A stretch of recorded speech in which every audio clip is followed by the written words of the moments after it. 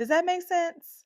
So if it does, leave me a comment below. Just let me know, yes, that makes sense. Girl, I understand. Or no, can you talk more about this? Love to do that. But now let's gently transition into community partnerships.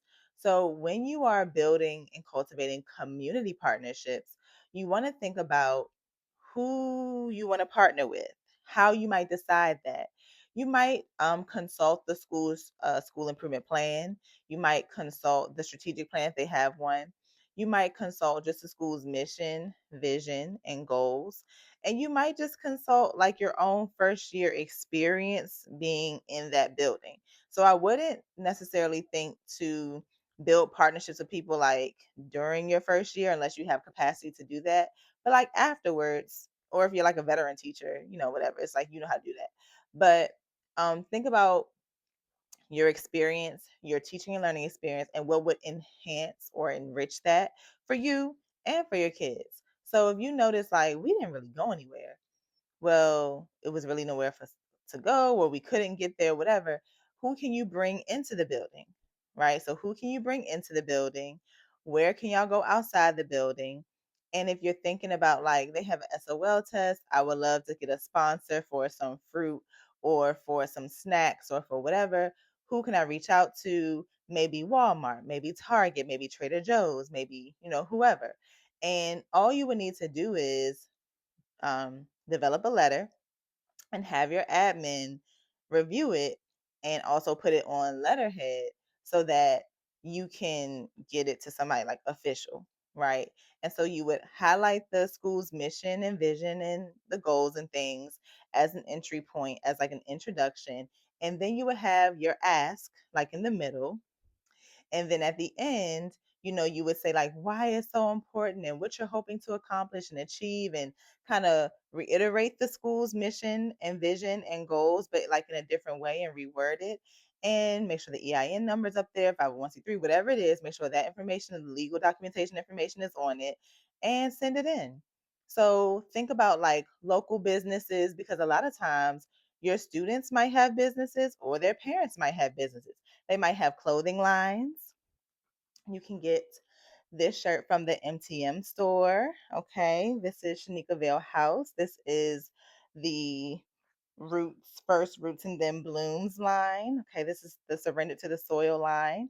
So you might say, hey, we as a team, as a ninth grade team, want to support Mariah's mother's clothing line, right? And so that is a community partnership.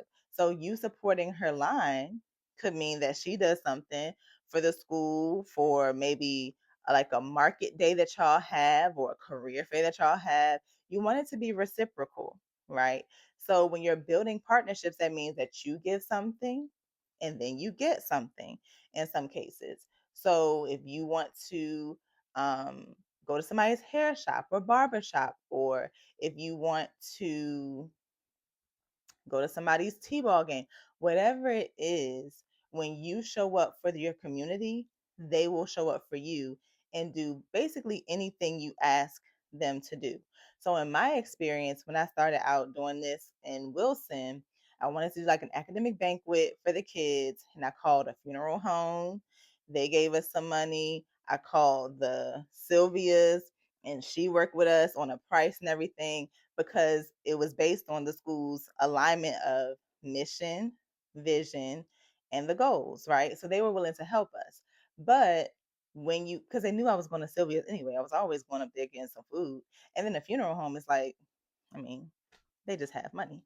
But when you're thinking about like small, especially small minority owned businesses, you want to be able to say, we would love to get 5 t-shirts from you, right? If they have an embroidering company like K Threads, Kanisha and Pete's line, you want to be able to say, like, we'll support you by doing this. Give us 12 shirts for our teachers or whatever. And then when you need something, like I said, career fair or otherwise, they'll be there to show up for you. And so now there's a student who is learning how to use the embroidery machine, learning how to use the print machine or whatever, because of that community partnership that you created with those business owners.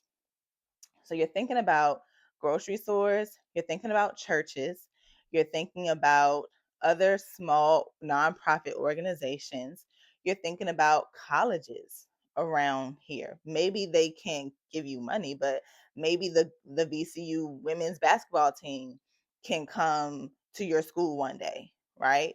So all it takes is for you to reach out, because a lot of times they have an outreach budget.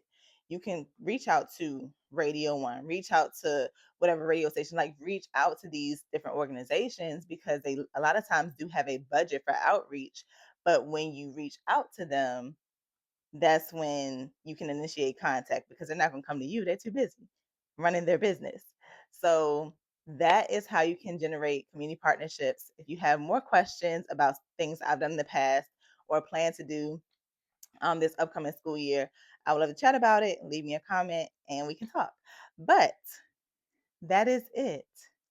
Our summer school series has come to an end. I have loved yapping with y'all. I am Dr. Brittany McKeithen-Barnes, and I'll see you around.